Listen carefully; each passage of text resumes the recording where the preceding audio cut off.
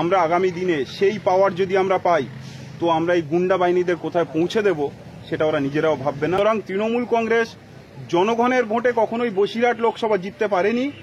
তৃণমূল কংগ্রেস জিততে পেরেছে চোর গুন্ডা, যেভাবে ওদের দলে তৃণমূল কংগ্রেস ইজিক্যাল টু চোরের একটা দল। দেখুন, যদি বলেন বসিরহাট লোকসভা নির্বাচনে তৃণমূল কংগ্রেস হাজী নুরুল ইসলাম জয়লাভ করেছিলেন, এটা একটা হাস্যকর কথা। সো বস, ভোট আপনার ব্যক্তিগত ব্যাপার, কিন্তু ভোট তাকে দেওয়া দরকার যে মানুষটা সমাজের মানুষের পাশে থাকবেন। অবশ্যই তাকে সাপোর্ট ও ভোট দেওয়া দরকার। সো আজকে কথা বলবো উপনির্বাচন নিয়ে, এবং আজকে উপনির্বাচন সম্পর্কে কিছু ইনফরমেশন ও তথ্য কিন্তু আজকে এই কন্টেন্টে থাকছে। তো ফাইনালি কিন্তু এতটা পথ, লং ডিস্টেন্স, ঠিক আছে, আসলাম। দেখুন, বসিরহাট উপনির্বাচন ইন্ডিয়ান সেকুলার ফ্রন্ট লড়বে। আমি একজন ইন্ডিয়ান সেকুলার ফ্রন্টের সৈনিক। 2024 লোকসভা নির্বাচনে ইন্ডিয়ান সেকুলার ফ্রন্ট আমাকে প্রজেক্ট করেছিলেন বসিরহাটে। সেই সূত্রে ইন্ডিয়ান সেকুলার ফ্রন্টের প্রজেক্টই আমাদের সমর্থন। সেটা আমি আক্তার রহমান বিশ্বাস হই বা আদার্স কেউ, সেটা আমাদের মেনে নিতে হবে। তবে দলের ঊর্ধ্বে আমরা কেউই নই। আমাদের দলের শেষ কথা আমাদের চেয়ারম্যান বলেন, এবং আমরা অপেক্ষায় থাকবো চেয়ারম্যানের বলার অপেক্ষায়, এবং প্রজেক্ট উনি জানাকে করবেন আমরা তার পিছনেই থাকবো, তিনি যেই হন না কেন। দেখুন, যদি বলেন বসিরহাট লোকসভা নির্বাচনে তৃণমূল কংগ্রেস হাজী নুরুল ইসলাম জয়লাভ করেছিলেন, এটা একটা হাস্যকর কথা।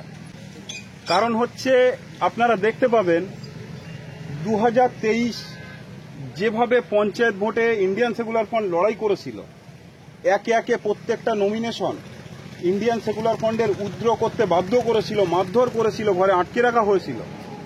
সেটা মিডিয়ার মাধ্যমে প্রত্যেকটা জনগণ দেখেছেন।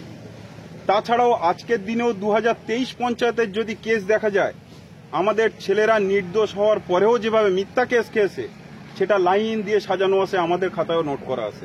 শুধু প্রশাসন যদি ভেবে থাকে আমরা নোট করে রেখেছি আমাদের খাতায়, সেটা কিন্তু নয়।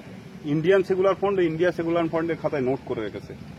সেই সূত্রে সেই জায়গা থেকে আমরা কিন্তু এই হারমাত বাহিনীদের থেকে কিছু সিট আমরা হলেও তাদের সঙ্গে লড়াই করে আমরা বার করে নিয়েছিলাম।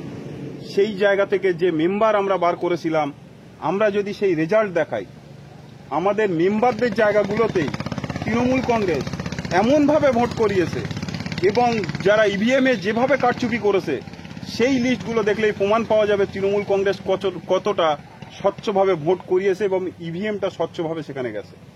এর থেকেই প্রমাণ পাওয়া যায়। সুতরাং তৃণমূল কংগ্রেস জনগণের ভোটে কখনোই বসিরহাট লোকসভা জিততে পারেনি। তৃণমূল কংগ্রেস জিততে পেরেছে চোর গুন্ডা, যেভাবে ওদের দলে তৃণমূল কংগ্রেস ইজিক্যাল টু চোরের একটা দল। সেই চোরকে কাজে লাগিয়েই, সেই ডাকাতদেরকে কাজে লাগিয়েই যেভাবে জিতেছে, সেটা আমরা আগামী দিনে উত্তর দেওয়ার জন্য প্রস্তুত আছি, প্রস্তুতি নিচ্ছি, আমাদের প্রস্তুতি চলছে, এবং আমরা এর উত্তর দেব। দেখুন, রাজনীতির ময়দানে যখন আইএসএফ এসছে, প্রত্যেকটা পদক্ষেপেই স্বচ্ছভাবে, আইনের সহযোগিতায়, আইনতভাবে আমরা প্রত্যেককেই জবাব দেব। আমরা সেই জন্যই রাজনীতিতে এসছি, রাজনীতি করছি, আগামী দিনেও করব। টোটাল বাংলাবাসীকে একটা শান্তির বার্তা দিতে যেমন ইন্ডিয়ান সেকুলার ফ্রন্ট এসছে, ইন্ডিয়ান সেকুলার ফ্রন্ট যে কেন্দ্রে যখন ক্ষমতায় আসবে সেটা প্রমাণ করে দেখিয়ে দেবে। বিগত 2023 পঞ্চায়েতের পরেও যে কটা ইন্ডিয়ান সেকুলার ফ্রন্টের মেম্বার আছে, পঞ্চায়েত মেম্বার, প্রত্যেকটা জায়গায় ঘুরে দেখলেই বোঝা যায় যে তারা কতটা শান্তিতে রেখেছে। সুতরাং এটা একটা নমুনা। আগামী দিনে বিধানসভা থেকে শুরু করে লোকসভা আমরা প্রত্যেক জায়গায় শান্তিতে রাখব। ভাঙড়ে যেভাবে অশান্তির প্রবণতা ছড়িয়ে পড়েছে, আমাদের ইন্ডিয়ান সেকুলার ফ্রন্টের চেয়ারম্যান নওশাদ সিদ্দিকী জেতার পর থেকে অনেকেই প্রশ্ন করতে পারে যে আপনি শান্তির কথা বলছেন, তাহলে ভাঙড়ে এত অশান্তি কেন? কেন অশান্তি হতো সেটা কিন্তু বিগত দিনে কিছুদিন আগে থেকেই বোঝা যাচ্ছে অশান্তিটা কেন হতো। অ্যাকচুয়াল অশান্তিটা আইএসএফ তৃণমূল নয়, অশান্তিটা ছিল আরাবুল শওকাতের। সেটা কিন্তু আমরা প্রমাণ পেয়েছি। তার জন্যেই আমাদের নওশাদ সিদ্দিকী ভাইজান, আমাদের দলের চেয়ারম্যান, শান্তির বার্তা নিয়ে ভাঙড়ে এসছিল, এবং কিছুদিনের মধ্যেই সেই শান্তির বার্তা ফিরিয়ে নিয়ে আসবে। আর তৃণমূল যদি বেশি বাড়াবাড়ি করে, আমরা আগামী দিনে সেই পাওয়ার যদি আমরা পাই, তো আমরা এই গুন্ডা বাহিনীদের কোথায় পৌঁছে দেব সেটা ওরা নিজেরাও ভাববে না। আমরা সেই রাস্তায় এগিয়ে যাচ্ছি, আমরা আমাদের মতো তৈরি আছি।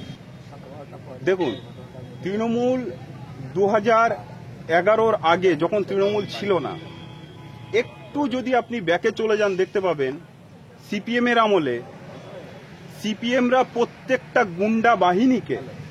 গুন্ডা বাহিনীর জায়গাতে রেখেই রাজনীতি করতেন। ঠিক 2011 পার হতে না হতেই, তৃণমূল ক্ষমতায় বসতে না বসতেই প্রত্যেকটা গুন্ডা বাহিনীকে কিন্তু ওরা গদিতে বসিয়েছে। এই গুন্ডা বাহিনী মানে কি? এরা মানুষজনকে মারে, হামলা করে, লুট করে, ডাকাতি করে। তারা হচ্ছে কি জেলা মেম্বার, এমএলএ, এমপি হচ্ছে। আমি হাতে নাতে প্রমাণ দিয়ে দেবো। যতগুলো তৃণমূল কংগ্রেসের দেখবেন অ্যারেস্ট হয়ে আসে, তিহার জেলে আছে, কিছুজন ছাড়া পেয়েছে, তার জন্য উৎসব করছে, দেখবেন তার মধ্যে সবাই কিন্তু কেউ না কেউ একটা বড় পদ অধিকারী তৃণমূল কংগ্রেসের। সেই জায়গা থেকে ওনাদের সঙ্গেই ওনাদের পুলিশের দরকার পড়ে। যারা গুন্ডা বাহিনী, যারা তোলাবাজ, তাদের পুলিশের দরকার পড়ে। আর গুন্ডা বাহিনীকে যখন সিটে বসায় তখন তো তারা পুলিশের সহযোগিতা লাগবেই। সেই জন্য দেখবেন প্রত্যেকটা অঞ্চলে অঞ্চলে একটা করে ফাঁড়ি তৈরি হয়েছে, যে ফাঁড়ির দ্বারা কিছু পুলিশ প্রত্যেক অঞ্চলে মোতায়েন করা হয়েছে। সেই মোতায়েন পুলিশ প্রত্যেকটা অঞ্চলে তৃণমূল কংগ্রেস করতে প্রত্যেকটা জনগণকে বাধ্য করাচ্ছে। তারা ডাইরেক্ট বলছে না, ইনডাইরেক্ট বলছে। কিভাবে বলছে? যারা তৃণমূল কংগ্রেস করছে না, তৃণমূলকে বলতে লাগে না। তৃণমূল একটা বান্ডিল দিয়ে দিলেই কোনো একজন বিরোধী দলের কোনো কর্মী অ্যারেস্ট হতে টাইম লাগে না। কিন্তু আমাদের কাছে ভিডিও ফুটেজ আছে, শাসন থানা থেকে শুরু করে টোটাল বসিরহাট লোকসভায় আমার প্রচুর ভিডিও আছে, যাদের আমাদের ছেলেরা লোকসভা ভোটের সময় প্রচুর মার খাওয়ার পরেও পুলিশের ক্ষমতা হয়নি তাদেরকে অ্যারেস্ট করার। কারণ পুলিশ অ্যারেস্ট করবে টাকায়। পুলিশ কখনো স্বচ্ছভাবে এই বাংলায় চলতে চায়নি।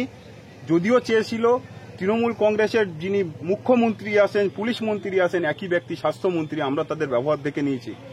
স্বাস্থ্য থেকে শুরু করে পুলিশ সব জায়গায় দুর্নীতি। সেই জন্য তানার কথা মতো চলতে গিয়ে দেখা যাচ্ছে পুলিশরা নিজেদের কর্তব্য দায়িত্ব পালন করতে পারছে না। তবে আমি আহ্বান করি, প্রত্যেকটা পুলিশ বন্ধুদেরকে আহ্বান করি এবং তাদের উদ্দেশ্যে একটাই কথা বলি, আমরা জানি আপনারাও এসছেন অনেক কষ্ট করে, অনেক পরীক্ষা দিয়ে আপনাদের আসতে হয়েছে, অনেক লড়াই করে আপনাদের আসতে হয়েছে। এই জায়গায় আসতে গিয়ে আপনাদেরও পড়াশোনা করতে হয়েছে। এই চোর, ডাকাত, গুন্ডা, তোলাবাজদের পক্ষে থাকবেন না। আপনারা আপনাদের ডিউটি করুন। আপনারা যেভাবে শপথ নিয়ে আপনারা চাকরিতে জয়েন করেছেন, আপনারা সেইভাবেই চলুন। বাংলার জনগণ আপনাদের পাশে থাকবে। তৃণমূল কংগ্রেস কিন্তু বেশি দিনের নয়। তৃণমূল কংগ্রেসের বিরুদ্ধে কিন্তু বাংলার জনগণ আওয়াজ তুলতে শিখে গেছে। যে মমতা ব্যানার্জি আন্দোলন শিখিয়েছে, তার আগে আমাদের এই বাংলা আন্দোলনের বাংলায় মমতা ব্যানার্জি যেভাবে আন্দোলন করে গেছেন বিগত দিনে, সেইভাবে কিন্তু আমরা এই বাংলায় মমতা ব্যানার্জির থেকেও তীব্র আন্দোলনে নামতে পারি। কারণ আমরাও বাংলার মানুষ। আমাদের মা বোনেরা যেভাবে রাস্তায় নামছে, এর উত্তর কিন্তু দিয়ে দেবে। তাই পুলিশ বন্ধুদের একটাই কথা বলি, তৃণমূল কংগ্রেস নয়, কোনো রাজনৈতিক দল নয়, আপনারা রাজ্যবাসীর জন্য, এই রাজ্যকে সঠিকভাবে, এই রাজ্যবাসীর মানুষকে সঠিকভাবে বাঁচার লক্ষ্যে আপনারা আপনাদের দায়িত্ব কর্তব্য পালন করুন। এটা আমার আহ্বান।